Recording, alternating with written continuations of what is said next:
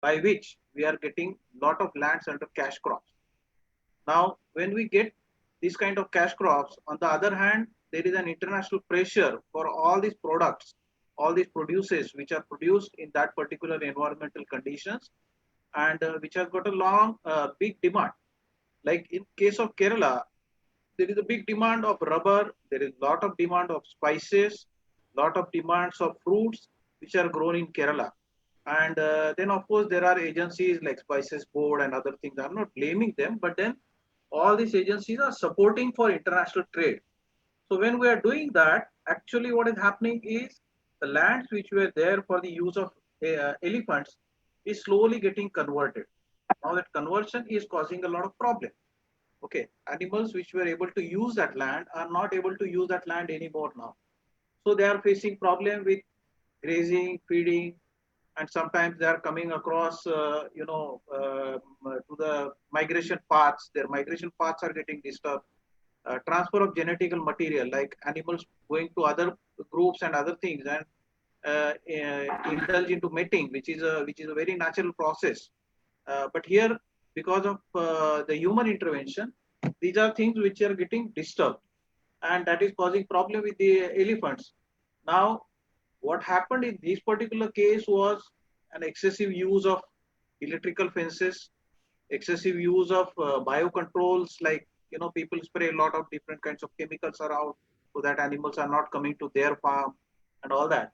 But on the other hand, elephants are getting attracted to these farms because farms are very luscious ground for their feeding. So a lot of fruits and other things, when they are ripe, elephants are naturally getting attracted towards that. They can't they can't differentiate between the wilder fruits and the cultivated fruits to an extent, because it's an easy food available for them. So that's the problem where elephant got strayed away and entered into maybe a farmland or something, where a human being who had put some controlling mechanism, what we call it, like a cracker or a small kind of crude bomb hidden in the fruit, and animal has probably tried to feed on that fruit and got in that process got badly injured, and that injury caused his death. So this is one of the problem which we are facing. Now, coming down to the control mechanism. Now, see, most of these wild animals, because they are living into wilderness, they are under the control of the government mechanism. They require the space where we individually we can't put a control. We can put a control only through our own systems, like maybe putting a fences or maybe putting some kind of restrictions on their movement and all that. But generally, this is a problem which we need to deal collectively. Coming to the second issue of leopards in Sanjay Gandhi National Park, now participants from all across Mumbai, all across India may not be aware of this problem. So, for their benefit, let me explain this.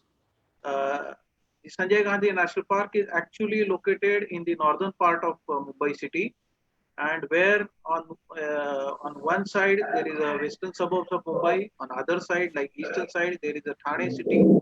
On the southern side, there are suburbs of Mumbai, except for the northern boundary, which is also very narrow escape, but there is a national highway passing through that.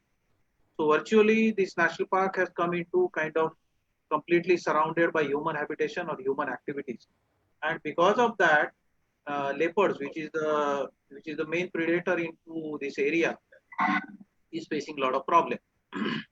Now, what is happening, what we have been observing as a wildlife managers, is surrounded by all the human habitation. There are different kinds of living spaces there. So some of these areas have some small juggi jopdi basti, what we call it in Mumbai as a slum. So the slum areas has become a very breeding ground for animals like dogs and cats and many other small prey animals, which attract the leopard into the human habitation. And when these leopards are coming into the city, sometimes we encounter their presence with human beings. And earlier there was a big problem because people were not trained, people were not used to deal with this situation. But thanks to the program which our forest department conducted, and through which a lot of awareness programs were held, in all the surrounding areas. So last 2 3 years, the human casualties have come down drastically, which once upon a time maybe leading up to double digit has now almost become nil. So still the animals are straying, but deaths or encounters are very less, or rather not there. But the straying of animal is anyway causing problem. So the stray dogs feeding on the food which is thrown by people. I mean, basically these are all the issues which are related to our solid waste disposal, because people still have this habit of throwing food. There are a lot of small food stalls like what we call it in Mumbai, the Chinese food stall, because they are throwing a lot of this protein-rich material. They boil a lot of meat, and this water has been thrown out. This stray dogs feed on that water, which is a rich source of protein for them. And because when any wild animal or any animal gets more of food, so obviously their tendency is to increase their population. So that is what is happening, and we had this problem. But now this problem has been controlled. Second thing is that many times these animals, I mean, if we see any, I mean, some other parts of Maharashtra, like Junnar region, is also facing a problem with the leopards, because in Junnar area, forests are been degraded because of maybe ground fires, and certain places it was because of the illicit cuttings and all that. Whereas on the other side, on the lower areas, there is a lot of increase in the sugarcane farming. Now, the sugarcane farms also breed small animals, which becomes a kind of a food availability or food available for the leopards. So, a lot of leopards have strayed, and they have started making these sugarcane farms as their place of stay. There are many cases in which we have seen the leopards are laying their babies or generating their babies in the sugarcane farm, and that is how they come across with the people those who go into working for the sugarcane farms. Third issue we were discussing was about the reptiles and the snake. Now in any urban areas, uh, hello, hello. Yes, yes, you are audible. Please go ahead. Okay, fine. No, because I saw there's something else coming up on the screen. So in the case of reptiles, now in Mumbai, when I was working in the national park, I mean in the nature park, a strange case came to me. We maintain a database of people those who are expert in catching snake. So very often we get a call either from fire brigade department or the police department that this particular area there is a snake. So we have this network which we maintain through WhatsApp, and we have a list of people those who are operating in certain areas.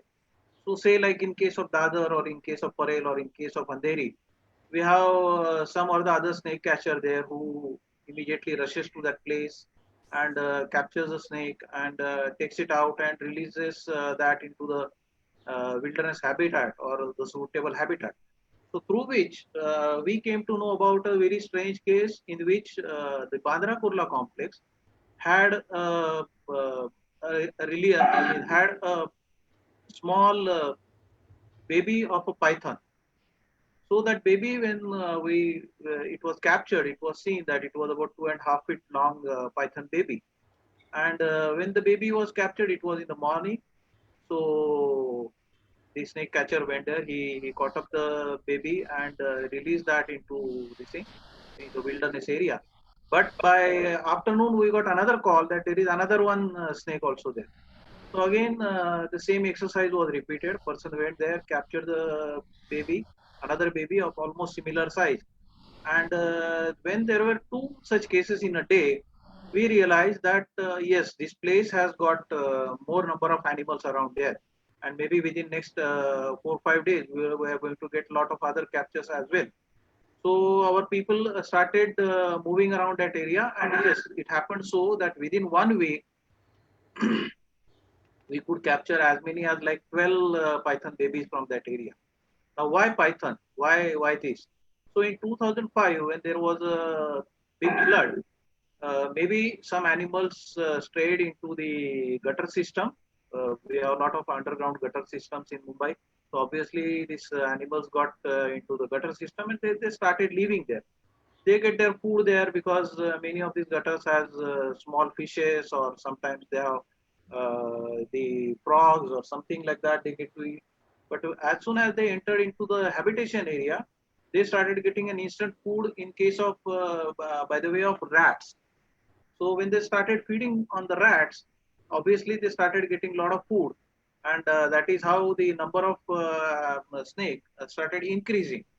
So this increase has resulted in so much that we subsequently we saw a lot of increase in the capture of snake, particularly in human habitation area, and they are all living into human habitations, and they are being captured.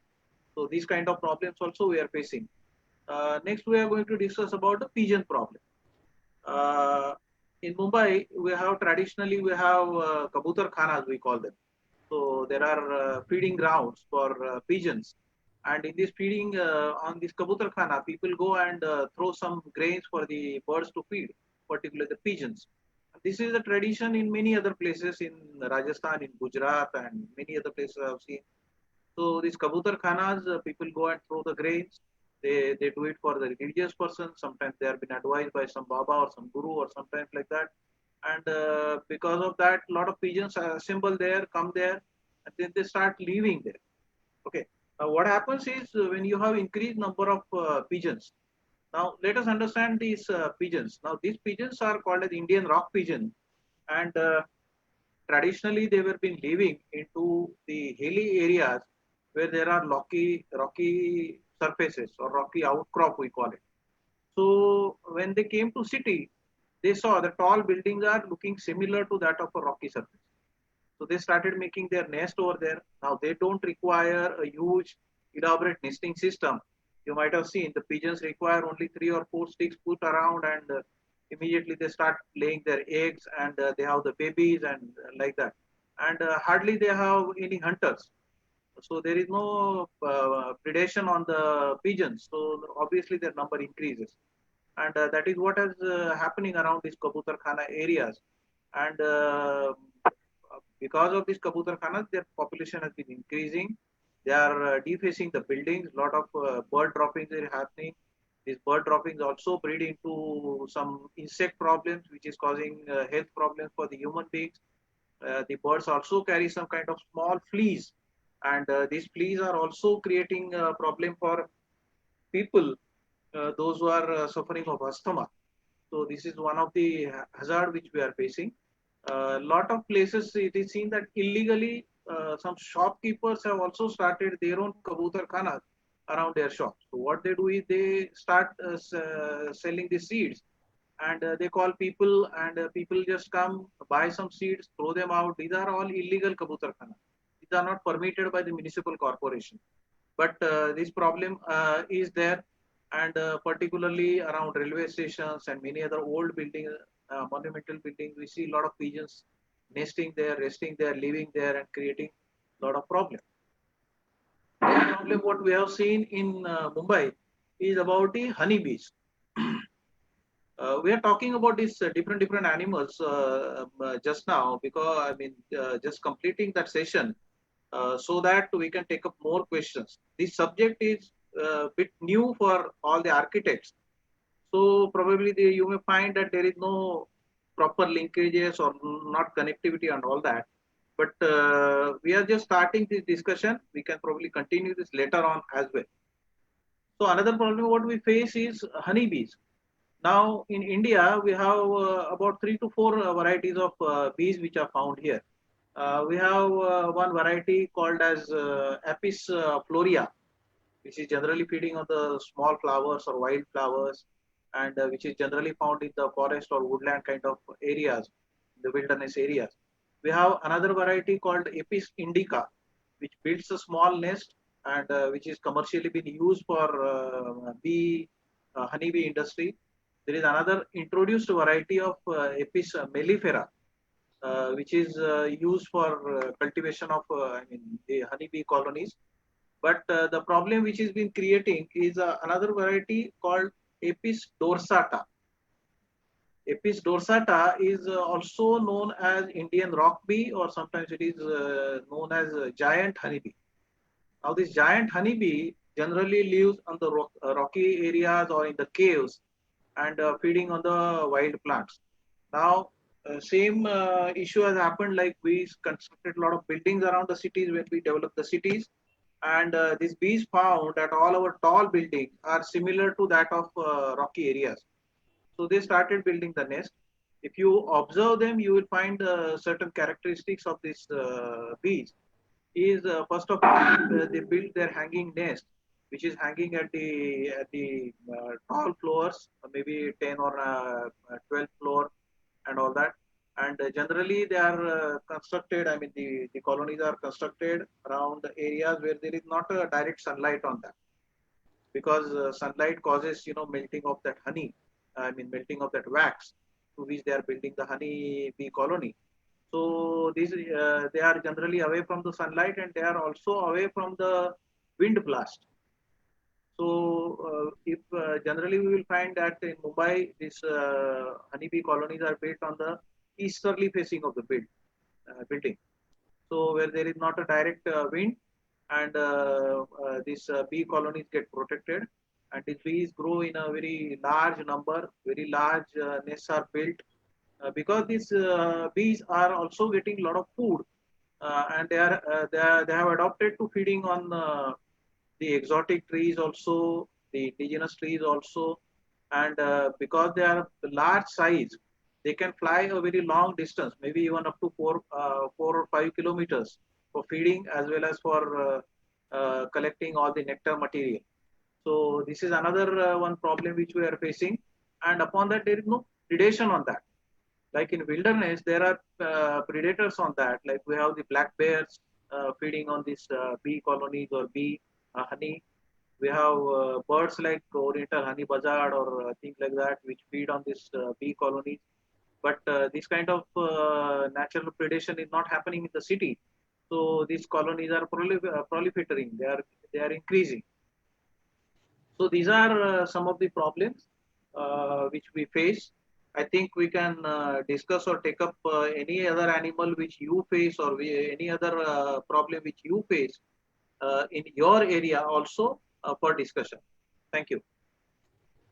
Thank you, Avinash. I think you have covered a very wide spectrum from wild animals to urban animals, and there is, I know, a lot that you can say, but unfortunately, the time is short.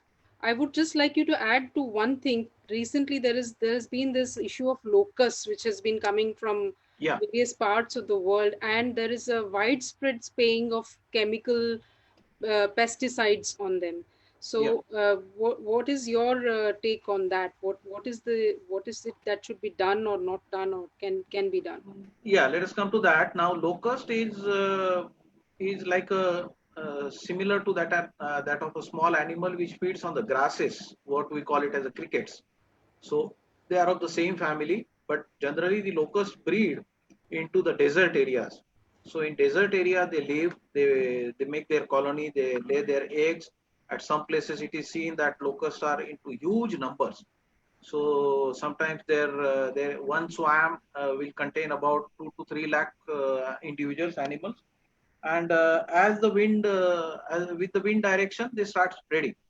So recently, when they started moving into Indian area, so they were actually coming from Iran and Persia area.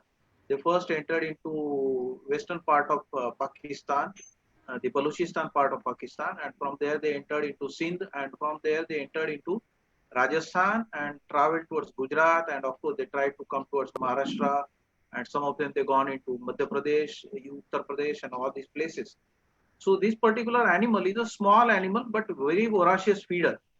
The feeding is so fast that an animal can eat the material which is almost to its own body weight. So like in case of human being, if you take, suppose your body weight is 60 kilo, can you eat 60 kg of food? No, certainly not. Okay, in a day. But these animals are able to eat that, and through that, they completely devastate all the entire crop which a farmer is growing. In case of forest, they go to the trees which is of their choice, which are suitable for their feeding habits, and they feed this entire foliage and completely denude the entire forest area or the entire canopy. Now, controlling this population, is of course the spread of that is to some extent it is a result of the global warming process. Okay, the global warming process is sometimes causing a change in the vegetational patterns. So in desert areas, if there is a excessive rain or less rain, that changes the vegetative pattern or the breeding of the grasses and all that. And because large number of animals are already produced, so they start moving. So this kind of problem is there. To some extent, we have tried to control them by using the pesticide. But if you really see the locust attack, it is extremely difficult to spray any kind of pesticide on them because they are large in number, plus they are moving. Their moving speed is very high. They move almost like 25 to 30 kilometers per day. So chasing them by with pesticide from the ground is next to impossible. And if we use helicopter or something like that, it would be very dangerous because people are also living around that area. So it is very difficult. What was happening in the earlier times is there were a lot of birds which were feeding on these animals. Like we have the famous example of Great Indian Bustard. So a huge animal which would feed almost like 400 to 500 locusts per day. So that is a feeding habit. So a group of GIB can finish almost like 10 to 15,000 of them at a time. But now, as we know, the GIB itself is becoming very less. Their number have come down to like almost like double digit in India now, and their habitat loss is creating a lot of problem. There are other smaller birds which are also feeding on this bird. Now, this year, what happened is many of these feeding birds they have their migration pattern in which they come to India, the tropical part of India or the peninsular part of India, and then they start migrating back. So many of these birds have already started migrating back, particularly the mynas and all that, and they migrate towards the European part of the world. So as soon as they crossed Indian territory, they went into Iran and all that. This locust started moving towards India. So this is how it happens with nature. Like the predator is gone, so these animals start moving. So this is how it happens in our places. So we have to see that if we can maintain the bird population by adopting not only as an individual effort but as a large effort for at a government level or at a community level, probably we can take care of that. There are other physical controlling systems are also there, which we can discuss it. I think I'm encroaching on the time of the other participants. So let us we will take it up.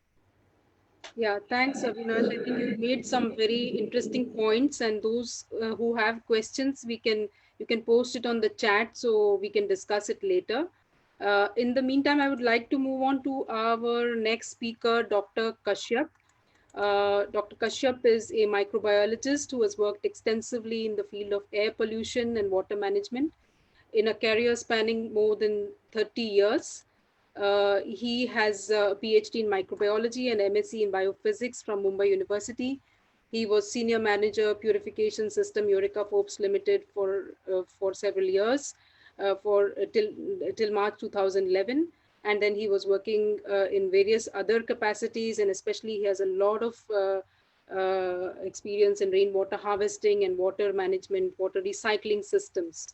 Uh, Dr. Kashyap, a very specific question to you because of the current situation. In today's pandemic situation, the scientists world over are trying to find answers to the question of how the coronavirus shifted from got into people.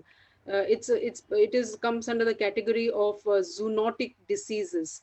The Nature magazine recently disclosed that this DNA sequence was found in 2013, and it was published by the Wuhan Institute. That it was from horseshoe bats, and similarly, they've also found pangolins were suspected to be the intermediary host for the SARS-CoV-2. So, what my question to you would be: what is the nature of these zoonotic diseases? What do we know about them, and can we do anything to avoid a pandemic of this nature? Thank you, Roshni. I think I'll express my views in a slightly different way And today's topic of humans in the natural world, boundaries and breaches, is this title is very apt for today's circumstances prevailing in this world. We know what the circumstances are. We were living in a utopia till now, and our glass houses have been shattered by an unseen agent of destruction. Not that we have not faced pandemics or epidemics in the past, like the Spanish flu, you have HIV, AIDS, SARS, MERS, Nipah, H1N1. But today, this agent, that is the coronavirus, has proved to be almost unstoppable. I don't know when it will stop, but as of today, others have been limited in their destructive prowess. Some continue to cause disease and death. Now, when you talk about SARS, SARS is severe acute respiratory syndrome. MERS is Middle East respiratory syndrome. These are this. Then you had Nipah, then you have HFN1.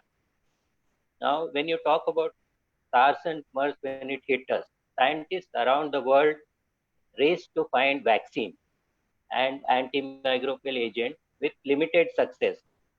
A vaccine for SARS or MERS still evades us even after a decade or more. Even today, we don't have a proper vaccine. For COVID-19 today, we are daily bombarded with announcements of potential vaccine candidates and antivirals.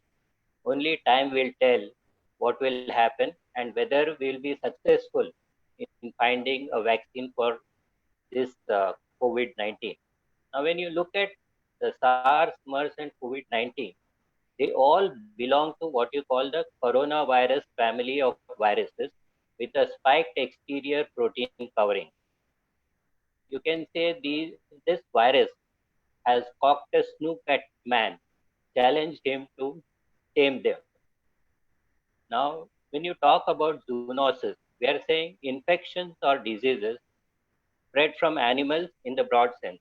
I'm talking about animals means you include birds, reptiles, whatever, and to man, whether from wildlife or domesticated animals or pets. So we have to see that. And when you talk about number of transmissions, these are caused by either it could be bacteria, viruses, fungi, or parasites. Today, mainly we'll be dealing with viruses because of today's situation. Now, what are the common symptoms that you see? The symptoms include fever, headache, body pain, throat irritation, shortness of breath, or deep respiratory distress. Now, a doctor can always misdiagnose when new unknown infections hit us. Where COVID 19 started, the doctors must have initially diagnosed it as the normal flu and treated it in a like manner. But today we know its effects world over. Now, how does this spread? You cough, you sneeze, you create what you call aerosol. As as a person sneezes, the droplets come out of his nose and mouth, and as it comes into the air, because of the humidity in air, you could have the particles drying, and as the particles become smaller, they can travel longer distances. That is why they say you should wear a mask.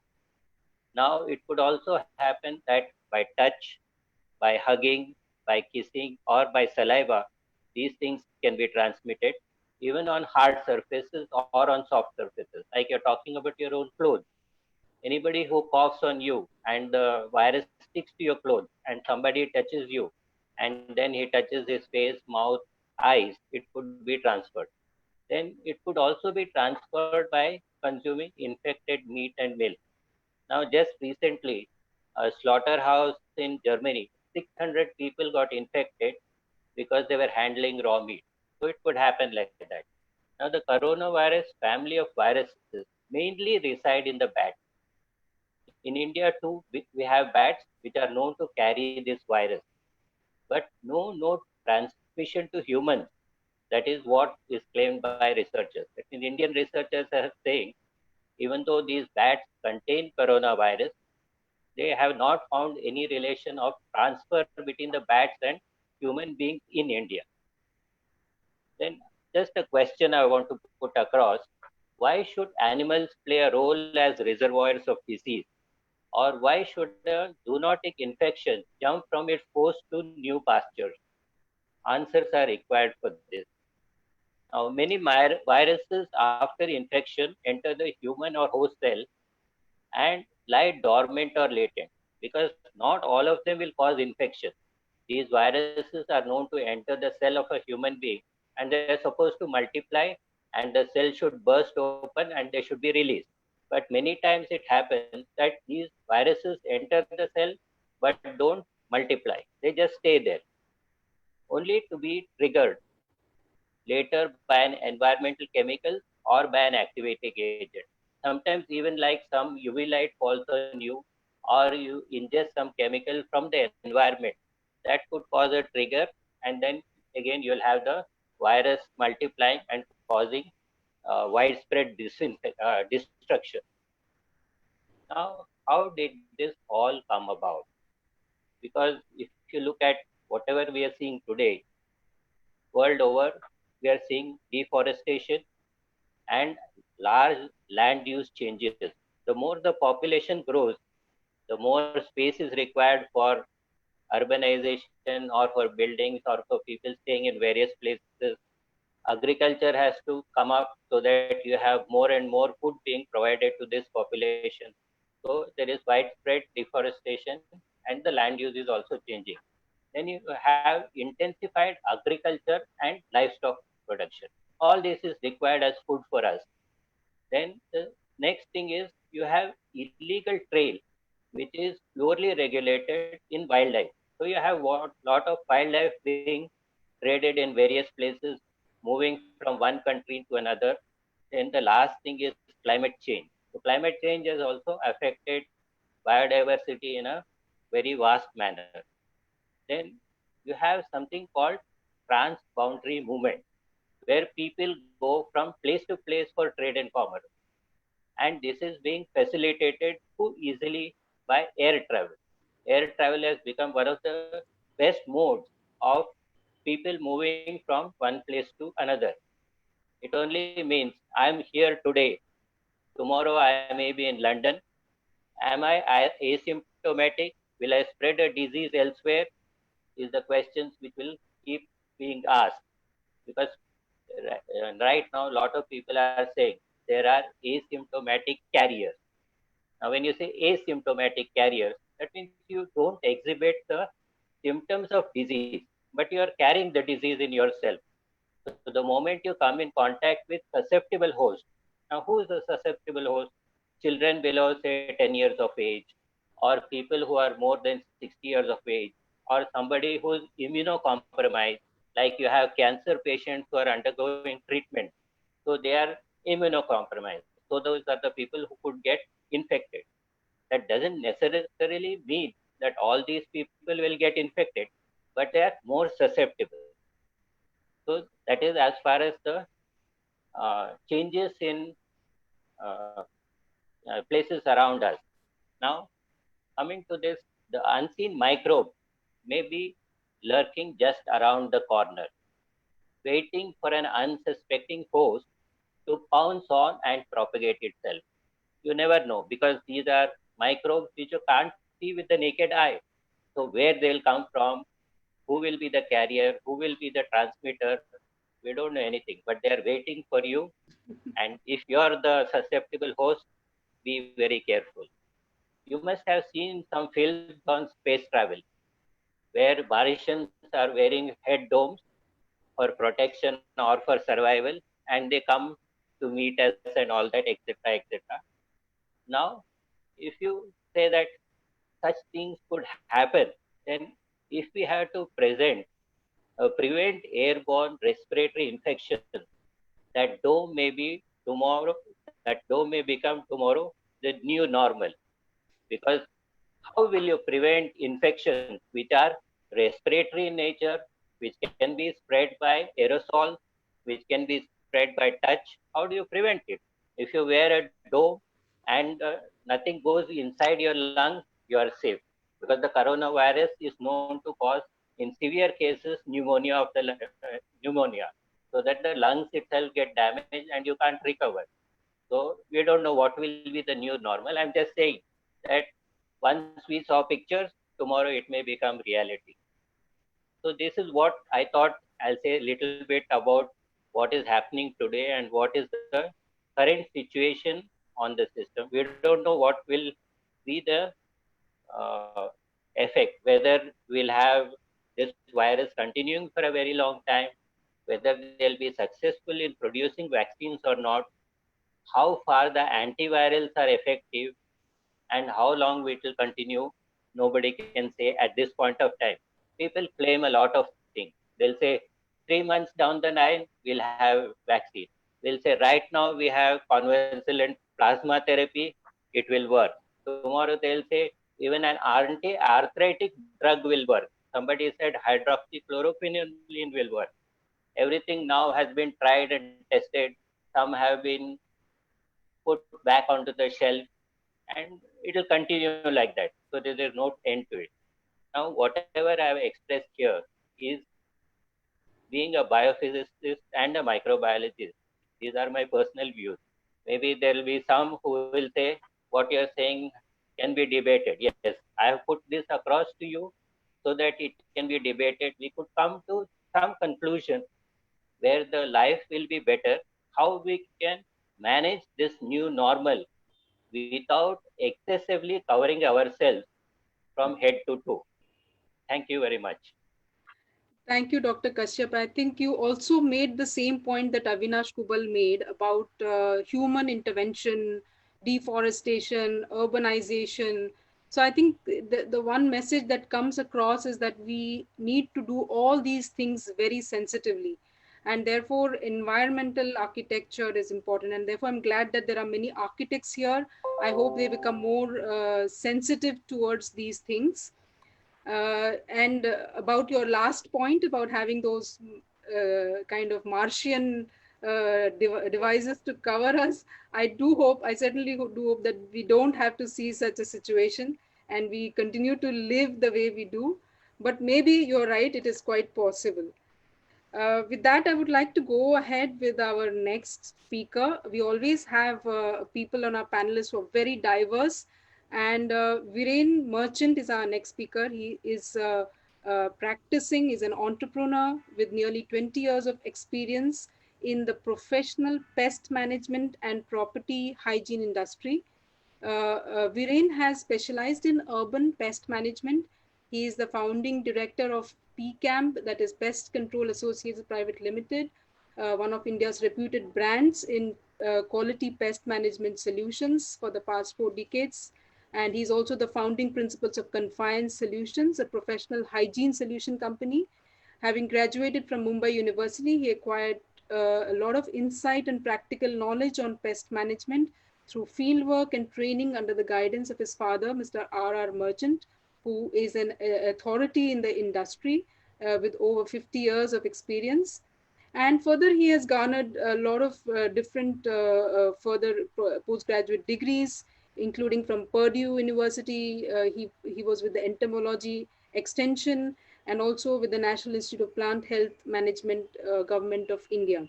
So welcome, Viren.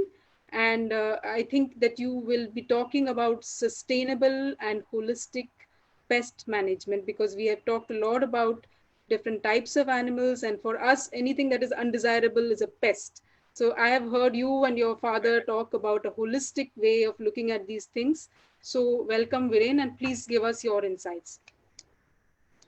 Thank you so much, Roshni. It's yeah, as you rightly said, it's a very diverse uh, set of panelists because the earlier two gentlemen have spoken about how the environment has been important and uh, how, as professionals, though we come from a background where we are here to keep out unwanted pests or vermins, as they are known as, because they tend to impact our public health, they tend to impact our lifestyle, and they also tend to impact our structures. Now I have some slides to put up, so I'll just do my share screen. Hey, बाळू, इकडे. How can I put up the slides? Can you get it? Like I have put on the multiple sharing, so you can share your screen by just clicking on your screen. You should be able to do it. I have allowed you to share screen. Can the participants see the screen? Not yet. You'll have to click on that particular slide presentation which is on.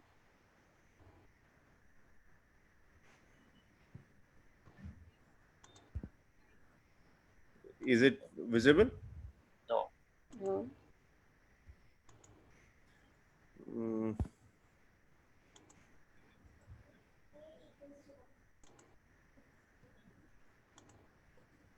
So I have to press share. There's a share screen arrow at the bottom, and when you click on it, you will see all this windows present on your computer, and you will have to click on the slideshow.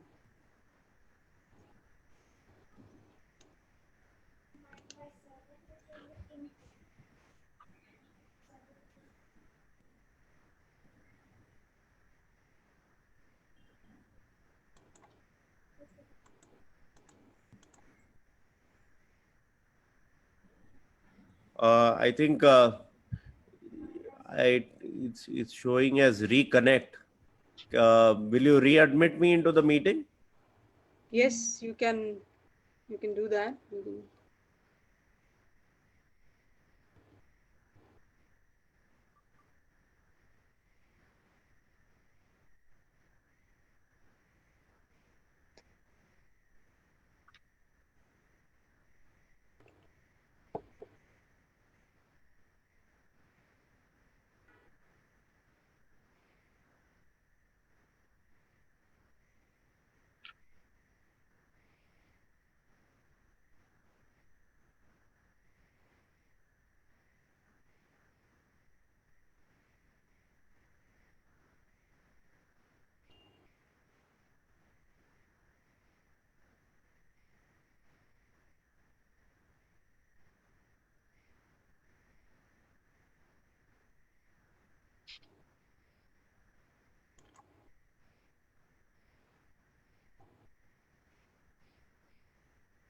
Roshni, in that case, shall we take some other option? How?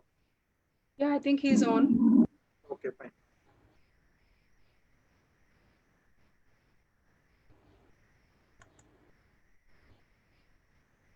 Yes.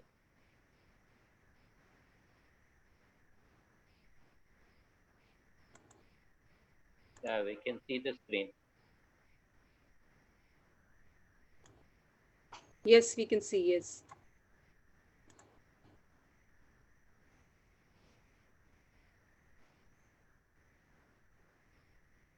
Yes, Viren, go ahead.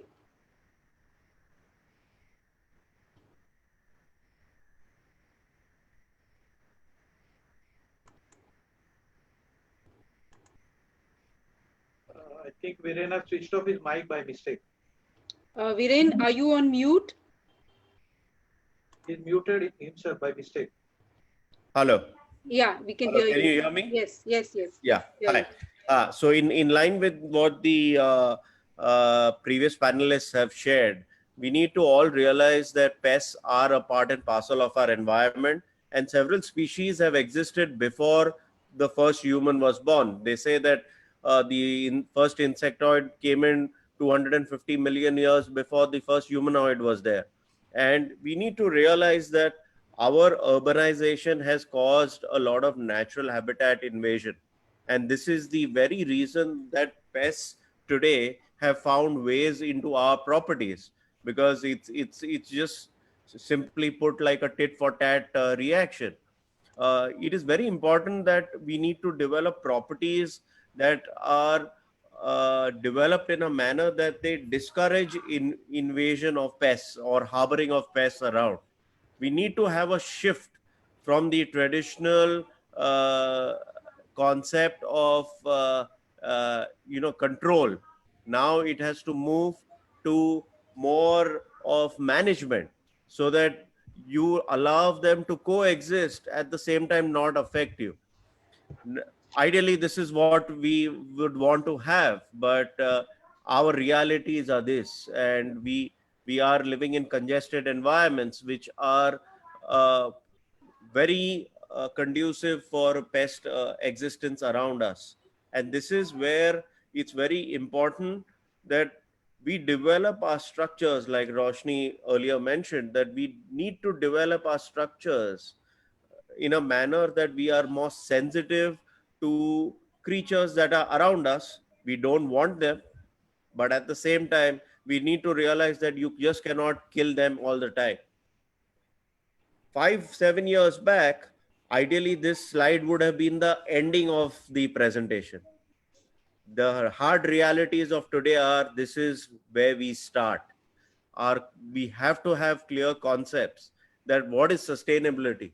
An integrated pest management program should focus on meeting our current day needs, but without any compromise on the ability of our future generations to meet their needs. So this was never discussed earlier, but now this is the reality, and this is how we develop a responsible and sustainable pest management program. It's very crucial to focus on pest prevention. Uh, if you see structures that are made today, they are made with a focus of developing aesthetics, the functionality of people around. But many a times we tend to forget that our designs are allowing easy pest harborage, are allowing easy pest access. Like the gentleman mentioned about pigeons. Yes, you have the common kabutar khanas, but what we have done is we have created certain ledges and certain grooves and certain uh, external facades that make it very easy for pigeons to try and roost on our structures. And then we look at corrective measures. Now, unfortunately, pigeons also are known to bring in a lot of disease related to respiratory systems. But it is very important to focus on pest prevention. And if prevention is the primary focus, automatically there is a more responsible and judicious use of insecticides. The other need is to shift from killing. Our human egos tend to override us. Oh यार, ये तो बहुत छोटा है, छोटा कीड़ा है, छोटा चूहा है. Everything for us, we look at size and I can manage them. That concept has to go. We have to become managers of facilities where we realize that the best thing is not to look at confrontation, but look at trying to prevent them from getting in. Let us discourage with design unwanted creatures coming into our properties. It's very important to be proactive. Uh, as pest managers, as IPM professionals that we have to be more proactive with developers, designers, architects, interior designers, owners of properties, that structures can be taken up and made in a manner that they discourage easy access to pests. Now, this slide clearly shows, if you focus on a good concept of trying to prevent, it goes a long way in reducing the stress later on, because these guys, a cockroach has survived nuclear radiations of Hiroshima, Nagasaki. So your killing them is just temporary. They will come back, and they've existed 200 million years before we landed on the planet. Similarly, for termites, we all should know that man to man and termite to termite, they weigh 1.5 times our weight on the planet. So it's more their world than our world. So hence the focus should be on prevention and responsible structures that tend to prevent their easy ingress. Most of the companies or people who own properties, they want to set up their structures to function, be it businesses, people who want to live peacefully in their houses. So pests in, tend to seriously impact our functioning. They contaminate food, they transmit pathogenic germs, They cause extensive damage to properties. Over $2 billion are lost every year, as per American organized market, by termites. So if that is the case, then we have to focus on pest exclusion as a priority, with responsible use of products, so that we do not damage the environment. Because if you're using pesticides in wrong manners, the same pesticides then land up in your bottled waters, in your cold drinks, in your milk. And worst of all, nowadays, if you've read certain medical reports, even mothers who are feeding their children, their breast milk has found to have pesticide content. That shows that irresponsible use of pesticides to control a problem without having a sustainable foresight, you are harming more than giving a solution. And these are some of the pests. If you see the kind of impact that they do, and one statistic that is right down there, a child dying every 30 seconds due to malaria in today's day and age. I believe for all that we are focused on coronavirus, we need to realize that the loss is happening for decades. And it's high time that we are far more responsible and having a more sustainable overview to life. Uh, Particularly if you see rodents, termites, and mosquitoes, these are the principal pests that have been displaced from their natural habitats as we have gone ahead with urbanization. And today, the kind of property damages we are facing, the issues with dengue, malaria, Zika, which is truly impacting humans. And now, to add to it, we have viral infections. And today, when we talk about coronavirus, we need to realize that uh, we are trying to look at the sources of how it uh, is originated, and there is a lot of study happening and to trying to find out what really has happened. But unfortunately, we need to realize that we humans have now become the biggest pest in transmission of coronavirus, because we are the ones who are moving it from one place to another. So we need to create a new normal. So even if it means that we have to manage our human activities in our respective facilities in a more responsible manner, so that any subsequent human being around is not impacted. And it's very important to create awareness. So like, as pest management professionals, the focus is now more, or as awareness creators, as educators, as information sharers. So it's not about lecturing people, but it's about sharing.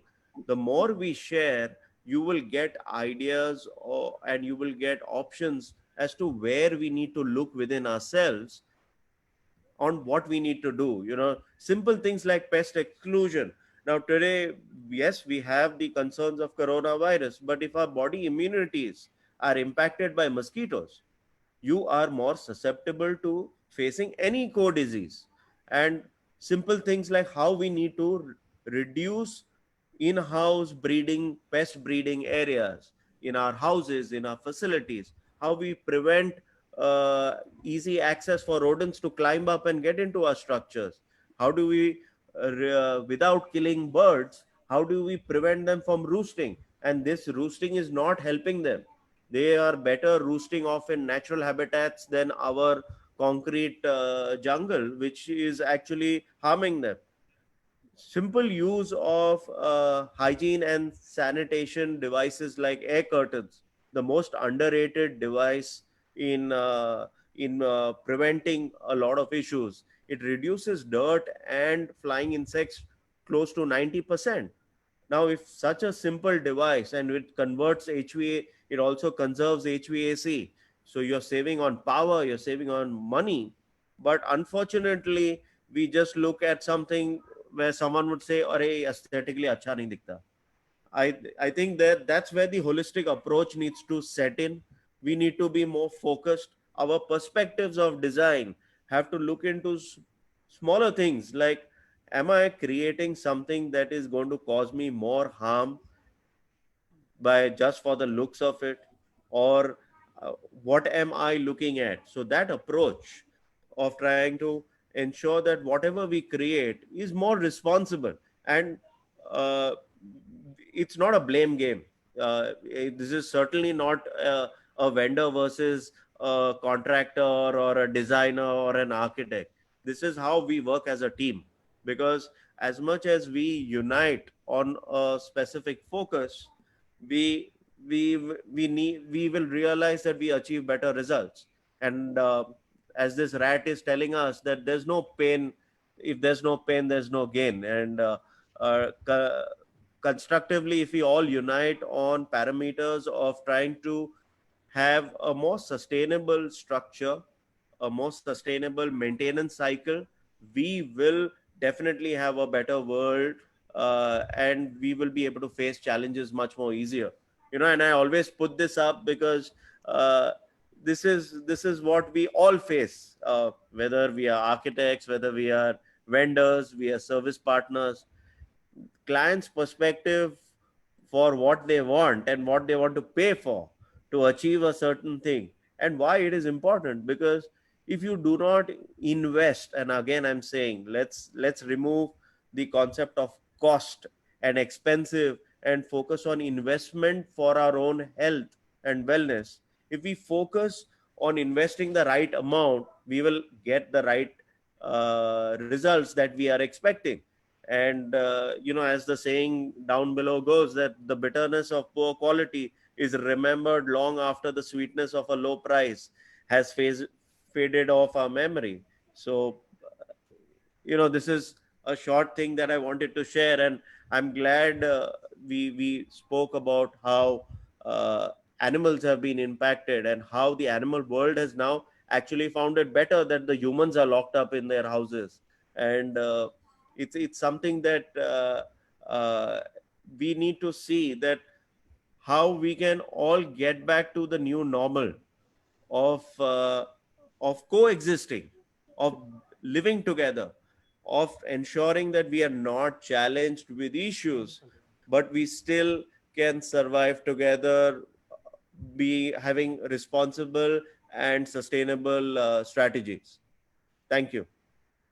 Thanks, Viren. That was very interesting. And the presentation, I think a few requests have come if you can share the presentation, because it was very visual and gave us some good ideas, especially for the architects, if any. I can see that there are a lot of specialists, zoologists, etc. on the participants. So it's great that you all are here. But I think the key words I would take from your presentation would be coexistence, especially coming from a company which is doing into pest control, or you don't use the word control, you use the word management. Right. We find that generally, otherwise, mass spraying of chemicals is what was the norm. But you are saying that have some, some kind of a coexistence plan. So think about how you design your buildings, especially is it's very important. We always think of building from the perspective of the climate and protection from water, etc. But what about these other, if you're making provisions or not making provisions? And it also reminded me, there are in Rajasthan or some maybe Gujarat or some place, I have seen these walls, they build these massive walls where birds are actually allowed to make nests. Or even if you take these black bucks, how they coexist very nicely with the villagers. So I mean, there are very good examples of that, and especially in urban areas there is a lot that we can think and do. So thank you very much, all the panelists. I don't see any questions specifically, but there's a lot of things, a lot of comments that it's a good session, etc. Yeah, what I would, in the absence of any question so far, what I would ask all the panelists is, now that you have all given us some insights about, animals, how they, uh, we either have a conflict or something like that. How do we sort of, is there a way out? What are the challenges, and what would you think are the possible, a few things that we should possibly do right especially in urban areas, less in villages because they have less conflict. They do also have conflict, but more in urban areas. What are the things that people should do? I think we can start with Avinash and then Dr. Kashyap and Viren. All of you can, whoever wants to say anything on this, as to you have given us an overall picture. Now, what are the things that people can do? I think it should even start with education and awareness, because we generally have see anything and squash it, sort of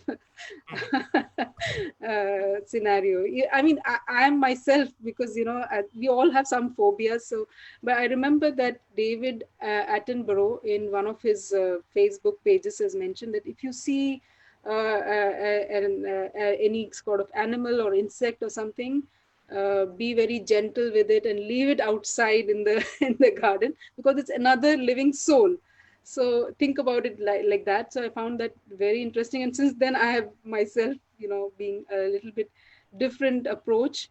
But I would like to know your views as to, or suggestions as to what are the things that can be done.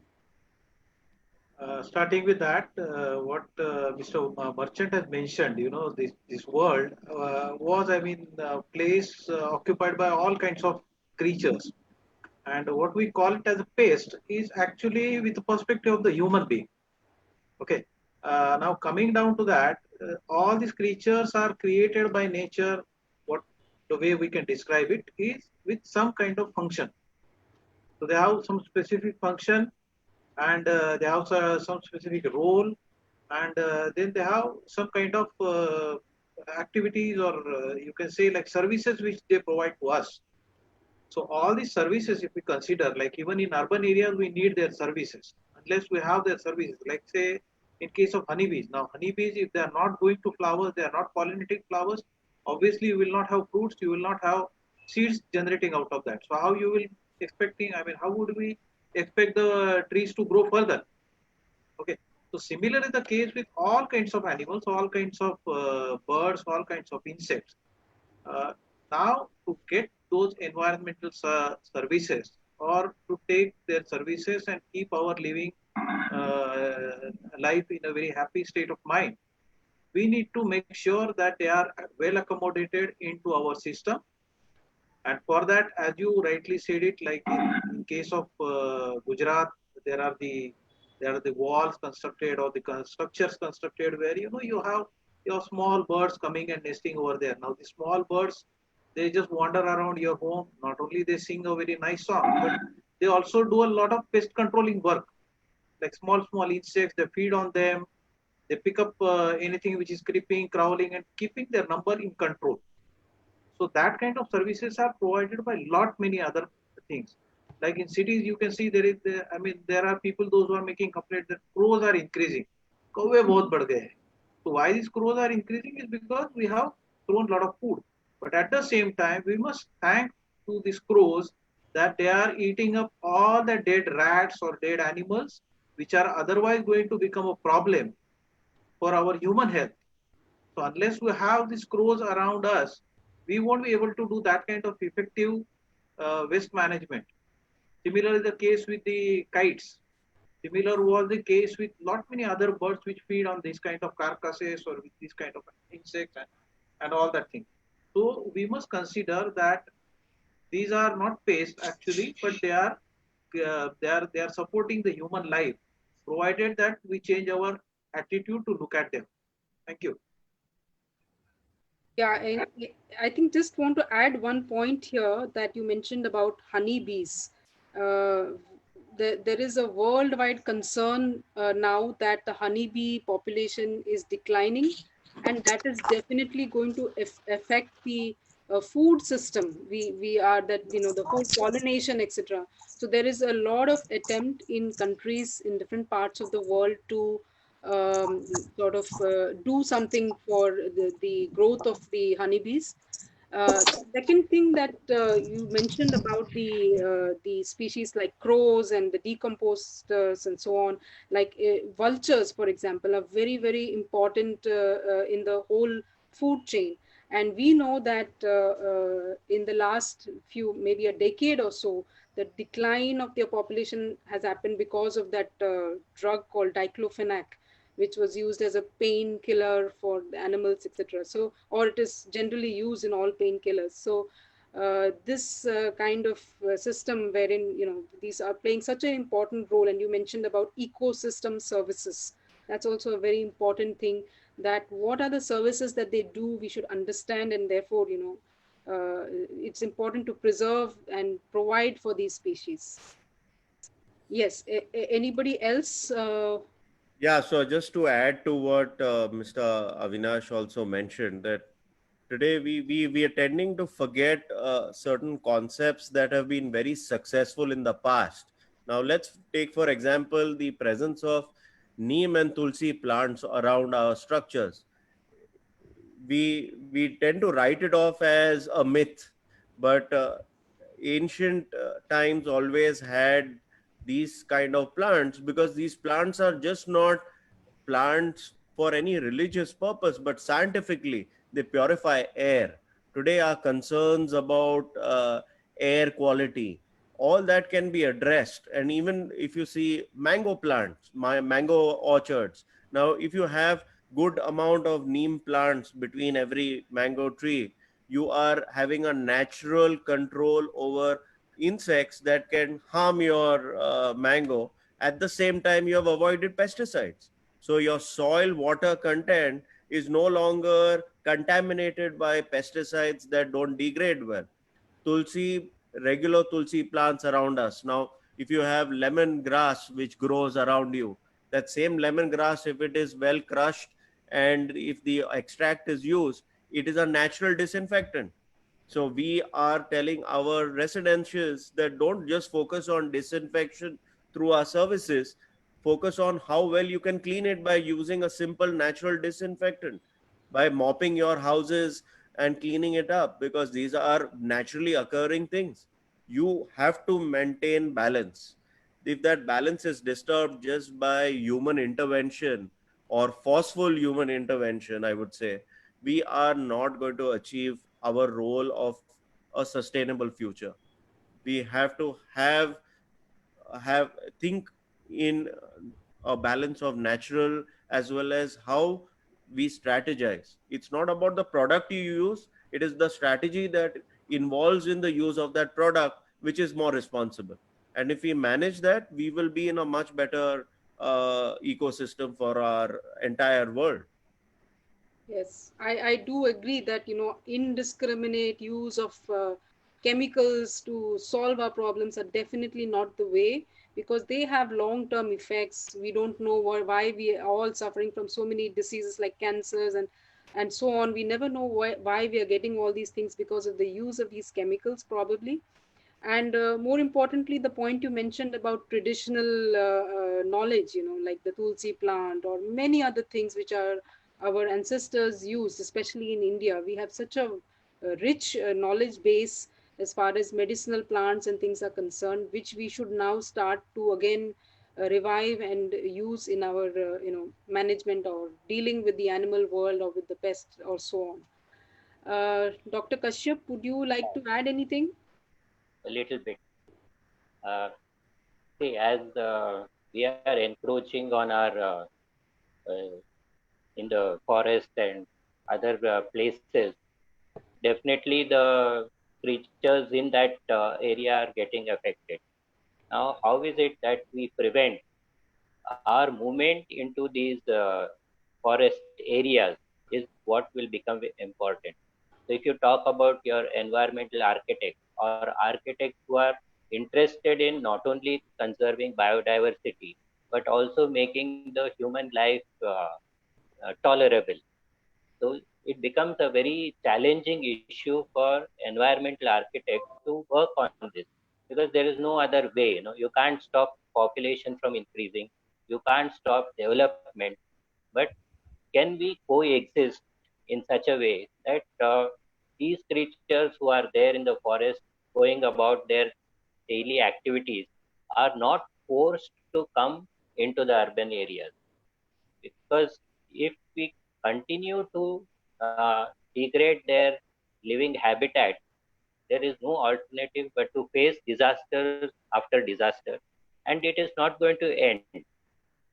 Then going next to science and technology, is there something that we can do to improve our own immunity? Now, it so happens that our system itself is geared to fight any foreign invasion, like a bacteria or a virus.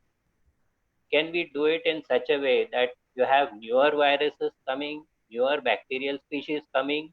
Can the body be also trained to take care of these and also coexist? Now, there are two things. Now, if you allow a virus to kill you, the virus does not get any benefit out of it unless it gets transferred to the next host. But suppose we say, okay, like a symbiotic relationship, we live happily with them and they live happily with us. And that, I think, would be the future where we see that everything can coexist, whether they come inside your body or they are outside your body. Thank Wow. you.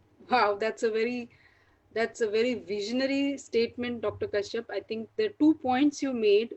One is about respecting the boundaries, and that's the topic of today: humans in the natural world, boundaries and breaches. So I think we need to respect the boundaries of other animal species, insect species, and all of that, and know where our limits are, and wherever possible coexist.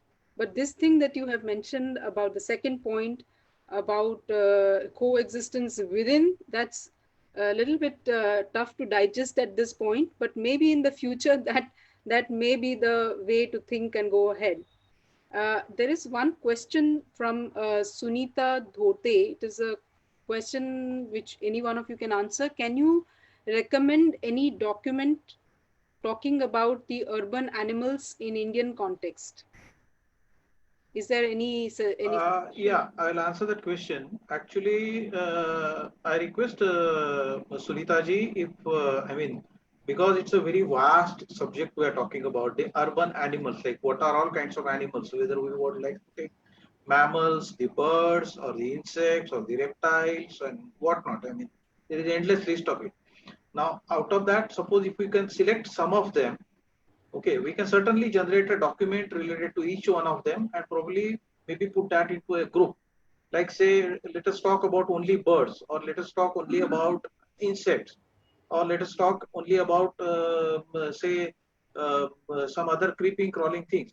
So that would be better to deal with the group of animals rather than just generating one document. It would be very difficult. We can probably put some suggestions, some ideas into that, and but before that, I mean, for people to understand, we must discuss ecology of that particular animal or behavior of that particular animal as an individual, as a group, and then we can do that. We can certainly work it out on that. Thank you. Thanks. It was a good question. Anyone else wants to add on this one? I don't think so. Yeah, there is one more answering to Mr. Merchant's question. Like, the not question, but what point he has made. As a human being, we are, when we are developing any product or any service, okay, we are, I mean, less. We are not considering the presence of animals or other creatures which are around us.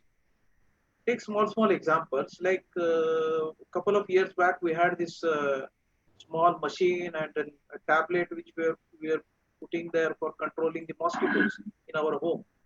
So that tablet was heating up and it was releasing some kind of gases or maybe some kind of chemicals which was going as a into the atmosphere air, and it was controlling the mosquitoes.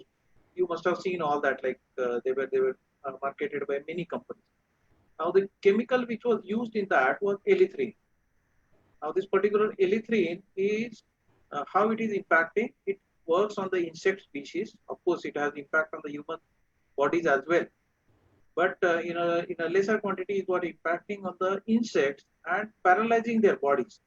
So that is how mosquitoes were, getting scared or going away, or sometimes they were falling on the ground. Now the same erythrin, which is releasing through your windows into the outside, generally because we use these mosquito repellents in the night or in the evening. So when it is escaping into an outside outside air, it is also affecting lot of insects which are there for their feeding in the night hours. So it was badly impacting the insect population which is there outside. And we have seen there is lot of reduction because of this elethrine into the atmosphere in case of lot of moths, lot of nocturnal insects, and to extent like butterflies also. Now this is in turn affecting the pollination. It is also affecting in turn to the animals which are feeding on them. So we are completely breaking the chain or food chain just by using just by developing one product. Now this is just I'm putting one example. There are hundreds of such cases which we can say, like a not taking care of our drainage system. So we create some pool of water, stagnant pool of water, and then it starts breeding a lot of different kinds of insects, different kinds of animals, and all that, which create problem for us. So when we are discussing this with the perspective of an architect or a town planner or planners, we must consider all these things into that how it is going to impact whatever action we are going to do, how it is going to impact, particularly in the Indian context. Yeah, it's a very nice point which Avinash ji has raised, and as I've always said, that the issue that arises out of these of this is that it is the human that tends to misuse a technology or a product that is meant for a very specific purpose, like he mentioned about the tablet. And unfortunately, if we see that there are certain products that are actually not meant for human facilities, and it has been pushed to be used. So apart from it being wrongly branded for mosquito control, it was never meant for it. It is actually meant for storage containers and not meant for human occupied spaces, but it was freely sold. In fact, you go to, as a normal human being, you can easily buy it. I need a license to buy it. Unfortunately, that's how the framework is working in our country, and we need to, as responsible citizens, understand that anything that we use, we have to think about what are the subsequent consequences beyond the boundaries of our house, beyond our boundaries of our office. So even when we take up termite management projects, and people stick to IS 6313 part 2 for doing the foundation treatment, but the whole subsoil water table is rising above the excavated pit. We said, termites don't swim. You need to be more responsible, because that water is being used for plants and other grazing animals around. Hence, treatment has to have a different strategy. Now, here, if someone uses a product in such a high subsoil water level, the water table is contaminated. Now, what my perspective is, it is not the product that is at fault. It is not the technology that has been developed at fault. It is the user. It all comes down to the user. The user has not had a perspective of sustainability, is not taking the responsibility to use. So it's like a simple concept. If I use a butter knife to kill someone, the butter knife is not at fault. It is the user at fault.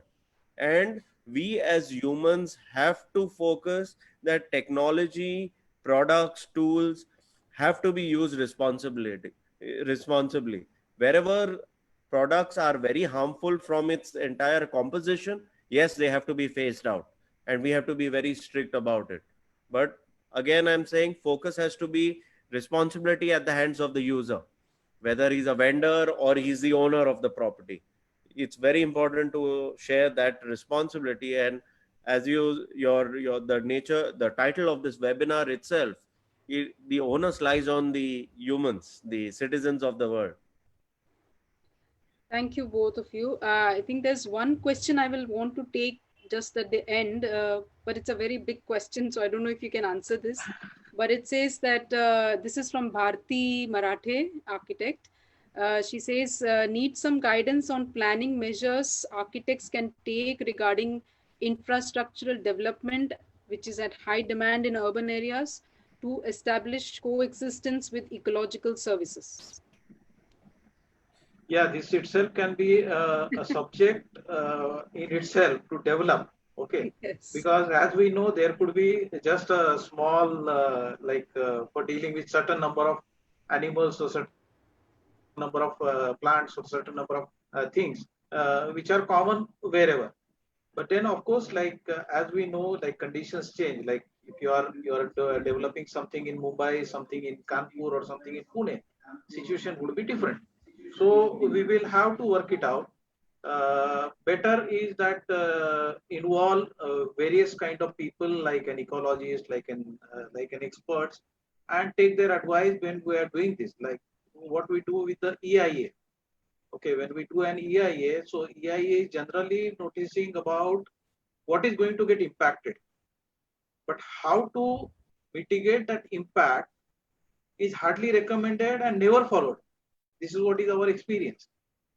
Okay, so we do note down that here exists something X, Y, Z, but how we are going to take care of that, or what kind of opportunities we are going to give it to that particular animal individual, we never follow that things, and that is how we land up into this kind of problem. Coming down to the discussion what Mr. Merchant had is somewhere as an ecologist we know something called as biocontrol. So there is X species and there is a feeder species on that. So say like an insect, there are birds feeding on that. So on the birds, there are predatory birds feeding on that. So similarly, for any pest, whatever we talk, there are biocontrols on that. And if we effectively manage the biocontrol, there are ways to study that and there are ways to recommend that. There are ways to implement that. If we could do these kind of exercises, probably yes, we will not have much problems after say another 5 years or another 10 years. And just to add to Ms. Bharti's point that urban infrastructure definitely we need to have a holistic approach.